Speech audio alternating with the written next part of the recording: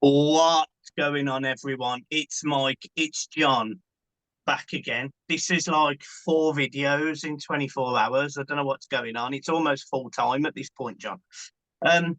It's a little bit weird.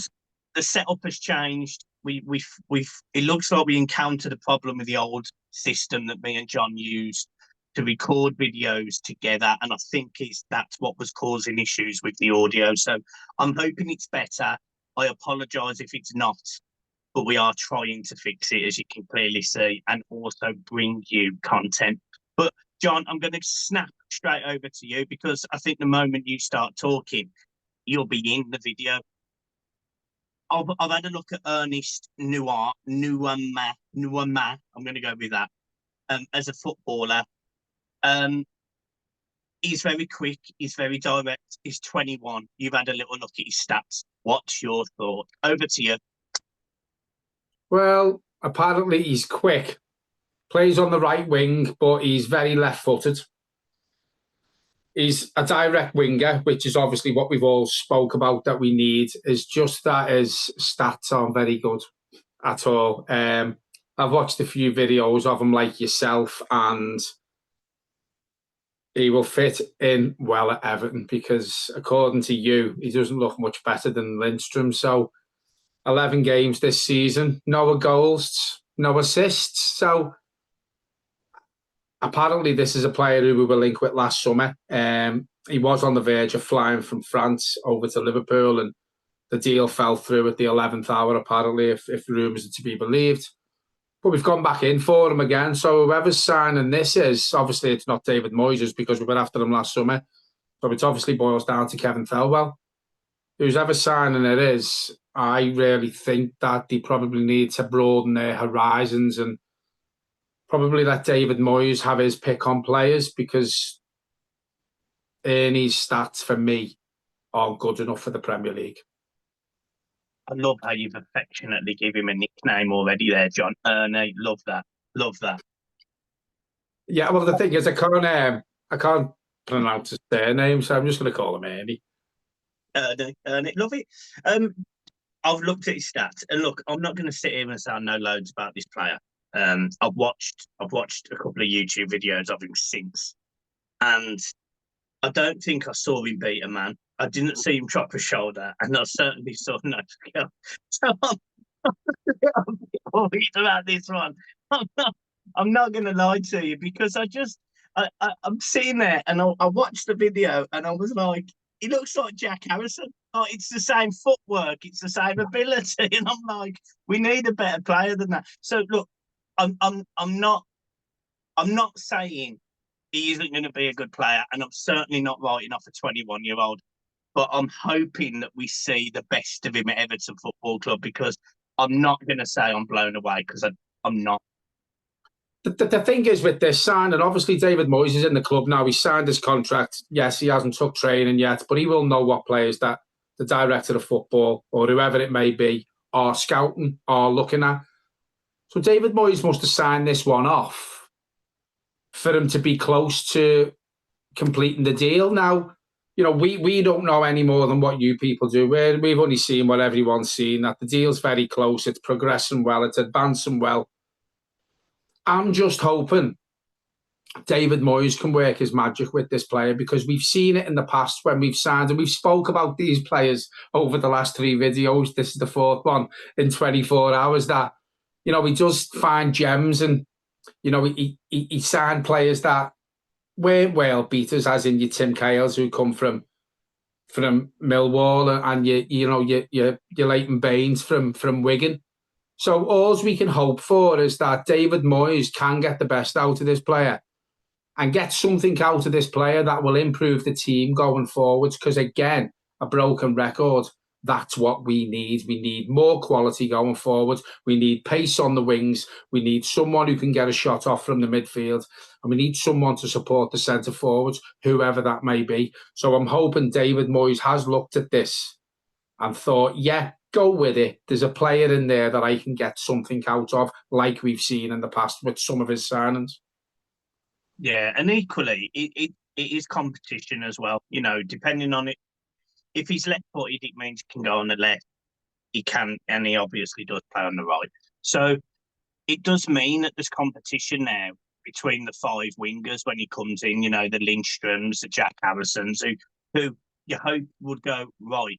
If we want to try and be made permanent, we've got to outperform this kid that Everton have just signed on a permanent. You know, they've got to outperform him.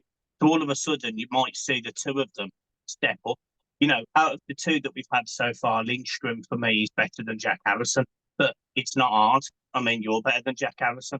And then if you look on the left-hand side, you know, McNeil, I do think we've actually missed him, you know, and I didn't think I'd say that, but I think we've missed his composure on the ball and his ability to beat someone standing still. But, you know, he's not the quickest player, but he has got good feet and he can beat people. You know, we were earlier in the season and we were calling him Dwight McMessi, yeah. So, you know, he's clearly skillful, McNeil. He just lacks that bit of pace. So you do wonder if it means you might see Endai, you might see McNeil in the middle, and you might see this, you know, this Ernie on the right hand side, and maybe play a 4-1-4-1 formation type thing, because we did see that under David Moyes in the season that we finished 4th, and we've certainly seen it in the years going forward. And he does a similar thing at West Ham, where he played Declan Rice in that one in between the midfield and defence. He didn't have 2, he had 1. And then he had double pivot in the middle, somebody that could go forward and go backwards. We might see that. We might see that he uses Mangala in that position and carries the ball forward. And because we saw Mangala can do that. We saw he can carry the ball, and he's quite quick and he's got fairly good skills. So it wouldn't surprise me if he's just trying to find dynamic ways of getting this Everton team just looking a bit more attacking. And hopefully, if this is a signing that does that, then good. But a lot's got to change. But yeah, it hasn't blown me away. But then it's not going to be a big transfer fee. You know, if you go on the transfer market website, £15 million is his projected transfer fee. And if I'm being honest, I think we probably get him for a little bit less than that, if I'm being brutally honest. Well, the thing is as well, we probably will, because Lyon are suffering financially. I don't know. I know John Texter's, you know, starting to sort his financial side of things out. I don't know if that's gone through yet. You know, they were prepared to let him go last summer, and now they're prepared to let him go again. So obviously, whether they rate him highly or not, they probably need the cash. Going back to what you were saying about Dwight McNeil, we've seen a couple of times this season, we labelled him Matt Messi when he was playing in the middle. And I think he looked more composed there than what he did on the wing, because it's all right being composed on the wing. When you've got no pace to go with it, it doesn't really mean anything. Whereas if you're playing in that role of a number 10, you probably don't really need to be blessed with pace if you can be composed on the ball. And I think that's what we're seeing from McNeil when he did play in that number 10 this season. And again, if you look at David Moyes, you're quite right in pointing out about Mangala. He looks like he likes to get forward. There was a game, not the last game at home, the game before, where he had the shot from outside the box, and the keeper just pushed it round. So he likes to get forward as well. And I think what David Moyes is going to learn when he goes into the football club, obviously he's going to look at all these players and he will see which players are capable of breaking forward out the midfield and carrying the ball and running at the opposition. Because whether we've got players who are capable of that or not, Sean Dyche didn't allow it. Even if we had players there who were capable, the likes of Mangala, what we've seen, bringing the ball out and running and getting a shot away, or, you know, looking to lay the ball off to somebody else, regardless if he can do that or not, Sean Dyche didn't allow it. David Moyes will allow them sort of players, if we have any, to probably express themselves a bit more, which inadvertently creates more chances and it helps the strikers out. Yeah, when everyone's better when they can just be themselves, express themselves a bit more, you know, play the way that they traditionally are used to playing. And I mean that by the sense of, you know, it was probably easier for Michael Keane, Tarkowski, McNeil to deal with the way that Dyche plays, because they're used to it and they've played with it for years before at Burnley. But it's really difficult for players like Calvert-Lewin and Beto. And look, Calvert-Lewin has been a, you know, we'll talk about Calvert-Lewin for a second. You know, he's been a poor player for a fairly long time at this point. But the one thing I give credit for, and we both did it, is we give credit to Sean Dyche for getting him in a position where he's been fit. Calvert-Lewin's been fit, but he hasn't been playing very well, or he hasn't been playing in the way that we've needed to get goals. And me and you have been sitting there going, is it the way that Calvert-Lewin looks because of Dyche, or is it the fact that Calvert-Lewin's not asked? But you can actually understand why he would be both. You can understand why Calvert-Lewin would be playing there on the pitch going, I don't want to do this. I don't want to constantly have to fight defenders in the air to win headers for nobody to be around me.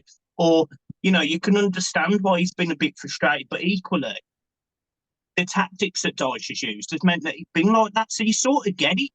It's going to be interesting to see how David Moyes adjusts this squad. And obviously, Everton moving, I would say fairly early in the transfer window, does show that there's a bit of intent there going forward. And I'm semi-excited about going forward. I'm semi-excited about the future. And, I've had a few friends text me talking about David Moyes and talking about signings and players. And they were talking about players that David Moyes has had at West Ham in his time that maybe was good players, but didn't get into a West Ham side that in the end got into Europe and had Kudus and Paqueta, etc., etc. And there was one player that somebody mentioned, and I now can't remember his name. But he seemed really good. There was a ball carrying central midfielder that David Moyes had at West Ham.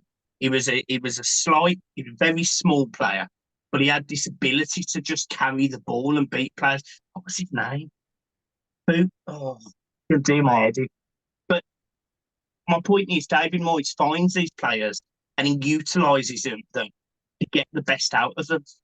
But he also sometimes, if you're not putting the shift in, you won't play it. And a prime example of that is that Saido Benrahma, highly rated player, was brilliant at Brentford in the Championship, went to West Ham, looked a world beater at times in the Premier League, but because he wouldn't track back, David Moyes went, no, mate, you're not putting in the tip of the team.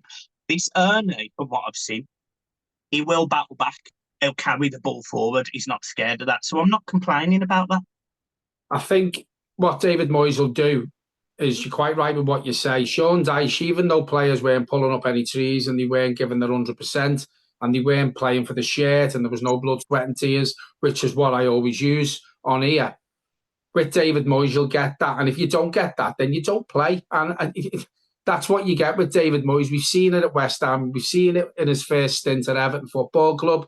And if Dominic Calvert-Lewin is not as isolated as what he was under the previous manager, but is still not trying, then he'll be out the team. And David Moyes will pick Beto. He will look at trying to possibly put one of the midfielders up front or using Chimiti more. Do you know what I mean? If you're not sweating, if you're not done in when you come off that pitch and go back in that dressing room after 90 minutes of footy, then you won't play next week. And David Moyes doesn't allow that. He doesn't allow it to happen. You've got to work hard for David Moyes.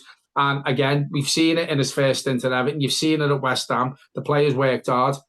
And if you don't, then you don't play. There'll be no favourites under David Moyes. Whereas Sean Dyche used his tried and his trusted, whether that be Decore, whether it be McNeil when he wasn't playing well. We had a stint where Michael Keane was playing every week. Probably not the worst player that he was picking.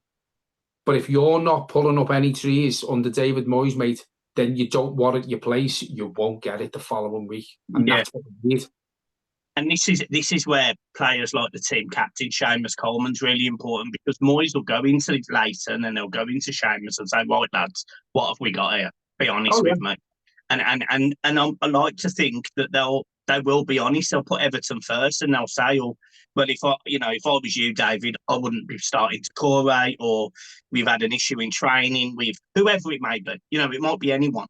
But, because David Moyes is going to have to get up and running really quickly. He can't sign a player and it not necessarily not work this season. We've seen it in the past. He signed Royston Drenthe from Real Madrid. He looked great for 3 games, and then he was bringing all sorts of stuff back to the training ground, and then he didn't play again. Indy van der Stella, he loved the night out to our Andy van der Meijden, and he barely played for 4 years. He was some big name signing from Inter Milan. Didn't happen.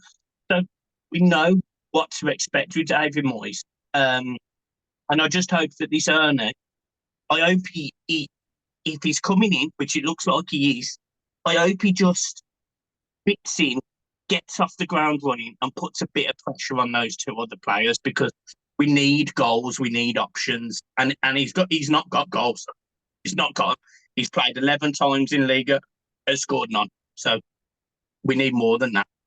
Yeah, and I think you're quite right with what you say. If he's coming in, he's got to hit the ground running. He's got to be ready to play in the Premier League, because we can't afford players at this stage of the career, of the season to not hit the ground running, because it'd just be a waste of money. It'd be a waste of a signing in the January transfer window. I'm not saying you can afford to have signings that are waste of money and a complete car crash. But if you are going to do signings like that, you can probably afford it a bit more in the summer window.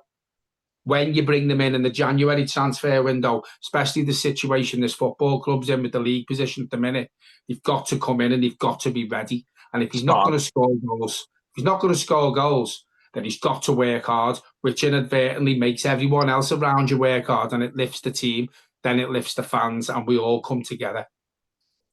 Yeah, I think, yeah, John, you're absolutely spot on there, mate. I love that. And but look, we'll see. We'll see. We don't know what this lad is really like.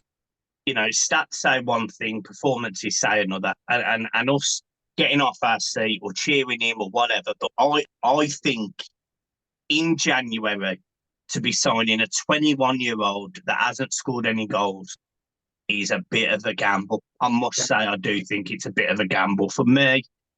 I would rather have put that £15 million towards, you know what, it sounds silly, right? But even a Premier League player that might not be starting games, someone that might be struggling to get off the bench for the club, that somebody that knows the Premier League. I know it sounds silly, but you just know what you're getting. You know what you're getting with a Premier League player that might be struggling to get into their side. Everton aren't brilliant, we know that. But, there's players out there that you'd like to think could get in this team. And there's also players in the Championship that are really good. We're seeing Crystal Palace signing another young, talented player from the Championship. We've seen it time and time again. They signed Elise and Eze, and they signed another one. I think his name's Eze or something, but easy. I just think we need to be a bit smarter. This, for me, doesn't feel like a David Moyes signing. And I am surprised it's still going ahead, if I'm being honest. But then we just have to wait and see, because he could come in and he might completely turn them stats round. He might completely change our opinion on him, and he might settle in really well and help us what we need to the end of the season. It is just a matter of waiting and seeing. The deal could fall through once David Moyes finds out how advanced it is. You never know.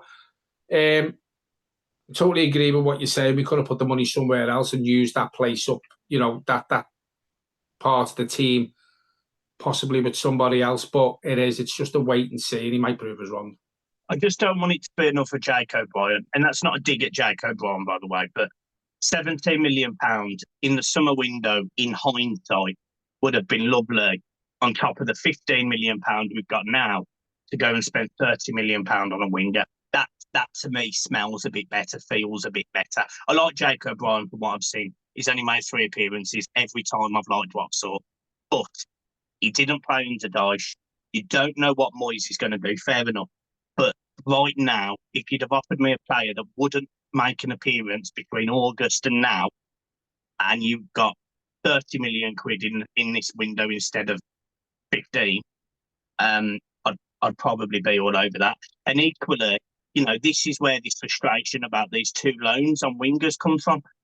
Lindstrom and Harrison. Why? There is young players in the Premier League that could have got a move to Everton on loan. Young, talented footballers, or experienced players that may not be getting a game. Everton just need to stay up. We don't need world beaters. We don't need superstars. We literally need someone that knows the Premier League inside out and will put a ball in a box, or to trap back, or can get a goal. Andros Townsend was a prime example of that, mate. Everyone was like, why are you signing him? He was brilliant. He was brilliant for us until he was injured. He was brilliant. Scored 7 goals, a few assists. He was that top goal scorer at one point. Tamari Gray, 1.5 million. These players are out there. So, look, I just want it to go well, and that's my worry. We need grafters, don't we? We need someone who's going to work hard for the team at this minute in time. Going back to what you said, Jake O'Brien, before we finish, I think he's absolutely going to flourish under David Moyes. I really do. I think we could see. I honestly think Branthwaite's going to move on in the summer. Unfortunately, I think Jake O'Brien comes in to fill that slot permanently, and I think we could have someone like another. I'm not going to say he's going to be as good as John Stones, but in that mould, I think he's going to flourish under David Moyes, Jake O'Brien. Yeah, we could. You've got Michael Keane out of contract as well, so there's definitely opportunities for him. You know, Mason Holgate. He's on loan, but he's also not going to be there, is he? So your only centre-back options potentially come this summer is Tarkowski and O'Brien. Yeah. So you know, we're going to need another centre-half in the summer at least, if not another one. Yeah. So, right, we'll leave it there. I don't know what this video looks like, all right? So look, I apologise in advance if this is not what you want. Me and John will keep trying until it goes right. Okay, people, we will. Look, we're dedicated to this. We've tried headphones, we've tried microphones, and everything sounded awful on the other system that we used. We're now trying Zoom, which is tried and tested. I don't know what it looks like, but we've got little backgrounds behind us. I think I'm on the screen when I talk, and John's on the screen when he talks. So you don't necessarily see our facial reactions together, but that is probably a good thing when I listen to John talking, because he talks absolute whammer. But John, do you want to see out the video, mate? Yes, I hope you enjoyed the 4th video in the last 24 hours. And again, if there is any more news, we will be back at some point today if Michael can fit it in and I can. But yeah, thanks very much for the support. Keep hitting the like and the subscribe button. We do like putting these videos out for you, and they're more enjoyable at the minute. Even after the news broke the other day, it's not as doom and gloom anymore. There is something to look forward to. So hopefully it's onwards and upwards for the Mighty Blues. Thank you very much for watching. We will be back soon.